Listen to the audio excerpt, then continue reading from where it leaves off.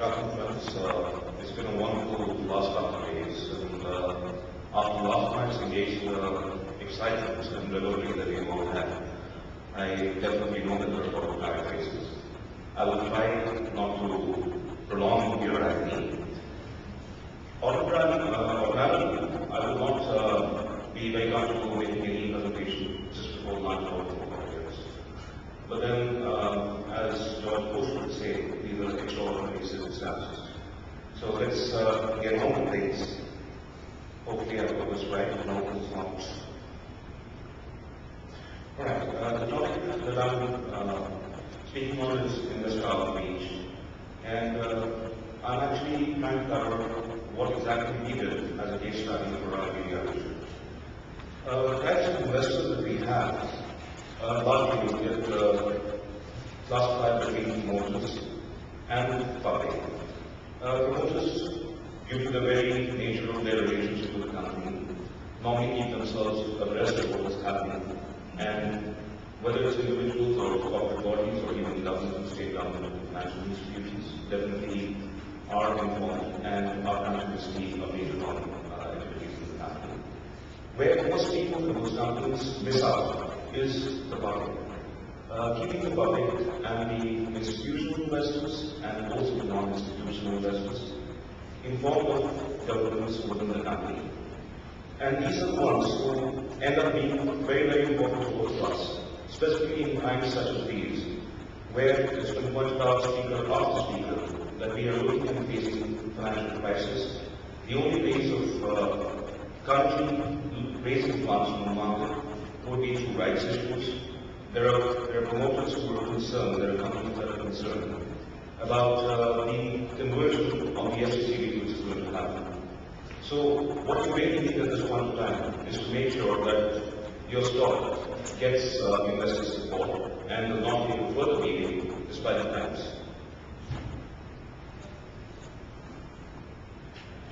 The importance of the two types of investors that we talked about. The institutional investors are definitely making large investments in the companies. They invest for medium to long term normally. They bring stability through valuation of stocks, and it definitely helps companies to find smaller companies such as ours to find institutional investors coming in and putting larger funds, because they actually add credibility to the stock and the company's management as well. Institutional investors are known to help in corporate and management team also in developing the plan of the company further. And at times are known to make demands for changes in management, which could possibly become a problem for certain managements. But we are obviously talking about managements that want to do well and help their investors. Moving on to the importance of the retail investors. We have obviously the investors are smaller. They invest for all terms because there are people who invest for overnight gains that were pointed out by some. At the same time, these people, despite the fact that some Mellon that was pointed out might just hold 100 shares, seem to know everything about their company. So the 100 shares might just be very important to the person who made that investment. So they actually bring out a voice for the company. They are the ones who create a lot of churn in the stock of the company. They provide liquidity in markets, and hence company managers need to reach out to them continuously and feed them with information and developments on the company all the long. The people that we are looking at to reach every type of individual investor, there are several ways, and we must actually try and reach the buy-side analysts, the portfolio managers, and the retail investors who various means of communication, for which I believe roadshows are definitely used.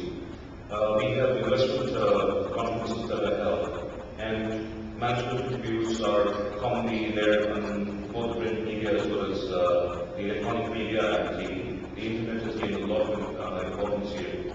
So you also have CMO companies coming and chat on the internet and answer questions of their investors, which are arranged by several other agencies that are running websites for investors. Now, what was Vishesh and the entire strategy for our own GDR issue? We did a small issue with the size of $10 million. The issue price was set at about $1.4 per GDR, which represented 280 shares. Sorry, it was 2.4, but it was $1.07 per share. We opened the issue on 4th December 2007 and closed on the same day. Listing was done on the Singapore Stock Exchange on the 28th of December. Our lead managers for the issue were high security of the UK, and the total coordinators and advisors were Global Absolute, working out of UK then and India rapidly.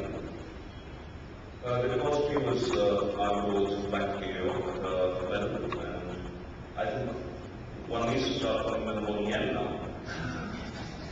Right?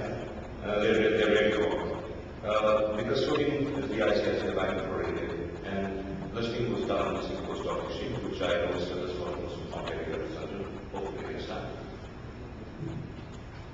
Now, in terms of the investor material, the collateral that we offered, we came up with a corporate overview presentation which was designed for analysts and for institutional investors. We worked out a presentation C. We had handouts of company Kovalam, media clippings, various things that appeared in the press in the print media. We undertook roadshows in London and Singapore and had one meetings with buy-side analysts. We, of course, met a lot of select investors because this was investments made by institutions directly, not by everyday investors. Press interviews were not only undertaken in this period, and the management of the company was interviewed on several media extensively. We also made sure that there was a reach to our website for all these interviews. And these three interviews were put on as bites on our website. The result of all this was that we found the solution that we were looking for in the time frame that we needed to work in. We kind of acquired that 2008 may not be the brightest years, and in hindsight, we did pretty okay. We ended up getting the price which was about 20-25% higher than the current market price of our stock. And I think a lot of this comes from the reach that we did to our investors. That is really what helped us in getting the issues right and getting premium over market pricing.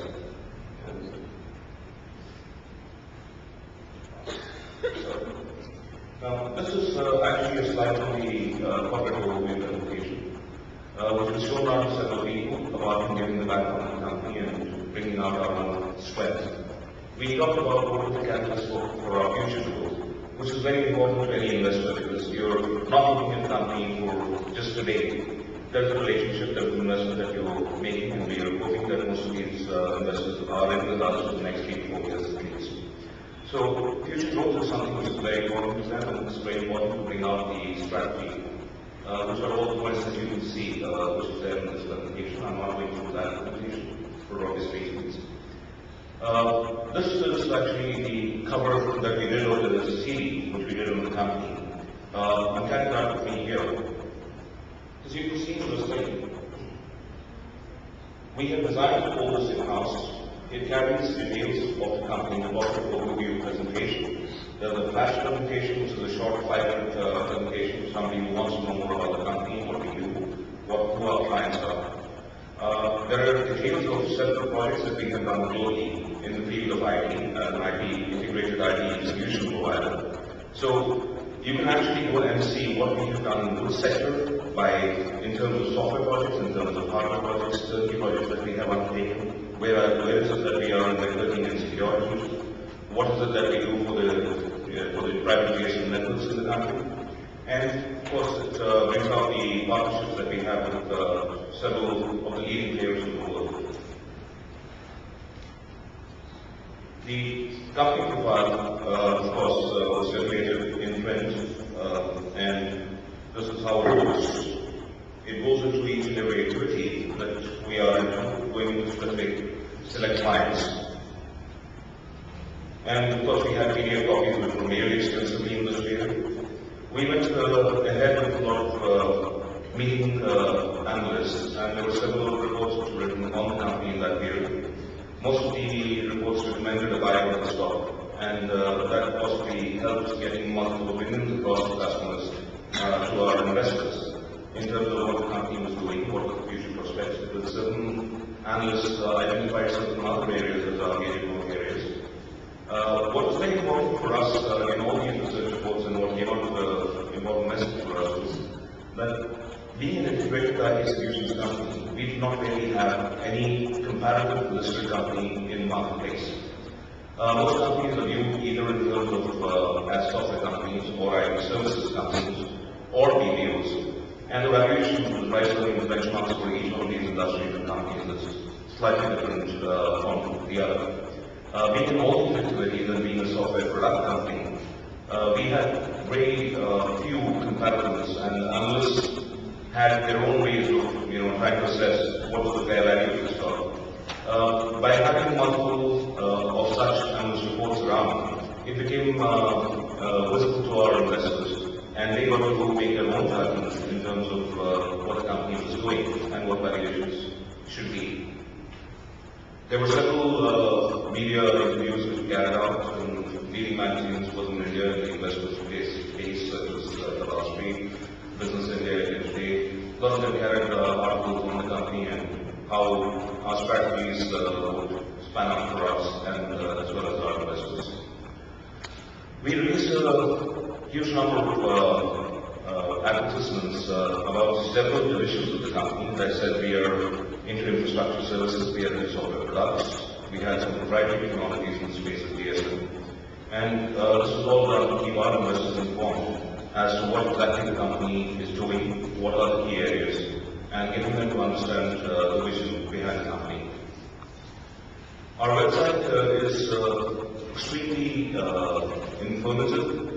There is hardly any information which is on the company which does not appear here. There is a highlighted section that you're seeing on the menu, which is talking terms, which is specifically meant for investors, but there is, which carries, apart from the details of the board of directors and their reviewment and all statutory information that we are supposed to carry, we do volunteer a lot of information, including the newsletters which come out regularly from the top management of the company, addressing our shareholders, telling them what is happening in the company. These are updated periodically. All major happenings as far as the company is concerned will come out there. Every mention that we have in the media, whether critical or not, is also there on the website for everyone to see, and the links are normally given back to the publications themselves. We found this to be one of the best ways of keeping everyone informed. And as a result of the number of links that we have with various websites and media and publications, search results for the company, when you start doing research for the company, are very good. I mean, you get a lot of information on the company. And we found that a lot of analysts and people in the life side were actually using this information from the websites that they were searching on the company, rather than coming back to us. Now, I'm ready for any questions. This was cute quote by Philip Fisher, which I could not avoid them. So we know what our shareholders are being in them. We can't do without them. Any questions?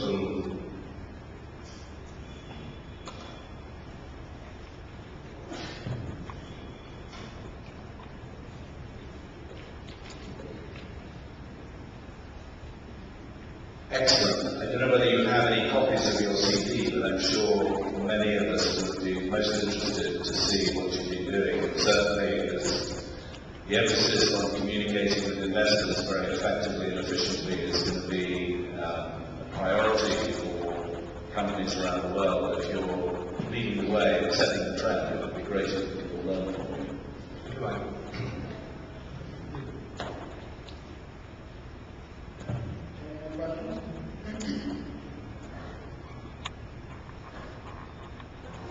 Thank you very much.